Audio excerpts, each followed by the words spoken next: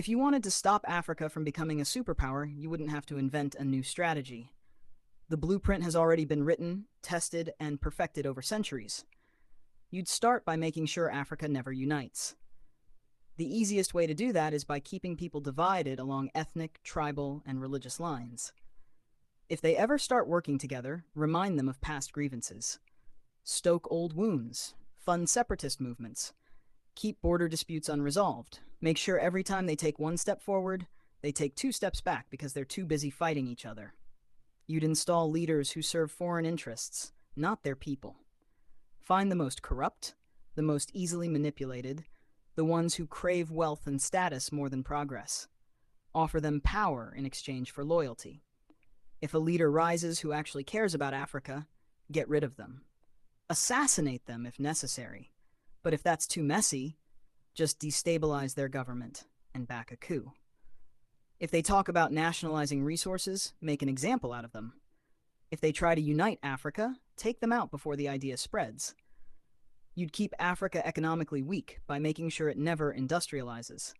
Let them export raw materials but never process them themselves. Control the mines, the oil fields, the rare earth minerals. Keep them selling cheap and buying expensive. If a country tries to break free and build its own industries, sabotage it.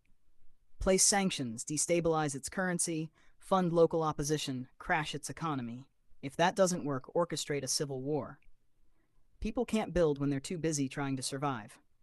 You'd make sure their education system produces workers, not innovators. Teach them history that glorifies their oppressors. Make them think their cultures are primitive.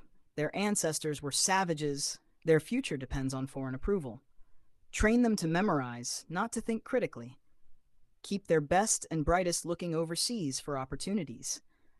Make them dream of escaping Africa rather than fixing it. Offer scholarships that take their top minds to the West and never encourage them to return. Let the continent keep training doctors and engineers only for them to go enrich other nations. You'd control their narratives. Own their media, control their stories, dictate their image to the world. Make them believe they are corrupt, hopeless, eternally in crisis. Flood their screens with poverty porn and war zones. Show them charity ads that make them believe they are helpless without foreign aid. Downplay their successes. Twist their victories into isolated incidents.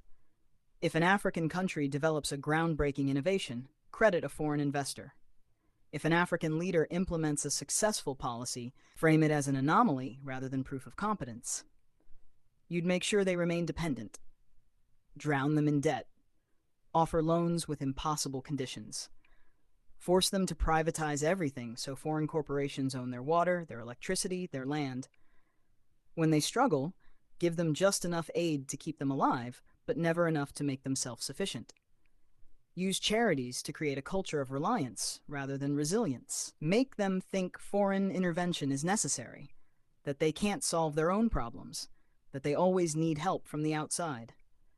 You'd suppress their military strength. Keep their armies weak, their defense industries non-existent. Sell them weapons to fight each other, but never let them develop high-tech military technology. If a country tries to build a strong defense system, accuse them of being a threat to stability. Make sure they always need foreign peacekeepers, foreign military bases, foreign advisors controlling their security. Keep them vulnerable to invasion, coups, and foreign interference. The formula is simple. Divide, corrupt, exploit, miseducate, control. Keep them fighting each other. Keep them looking outside for solutions. Keep them poor, dependent, insecure. Make sure every attempt to break free is met with resistance so strong that the next generation thinks twice before trying again. This isn't a theory, it's history. The real question isn't how to stop Africa from becoming a superpower, it's how Africa can break the cycle despite every effort to keep it down.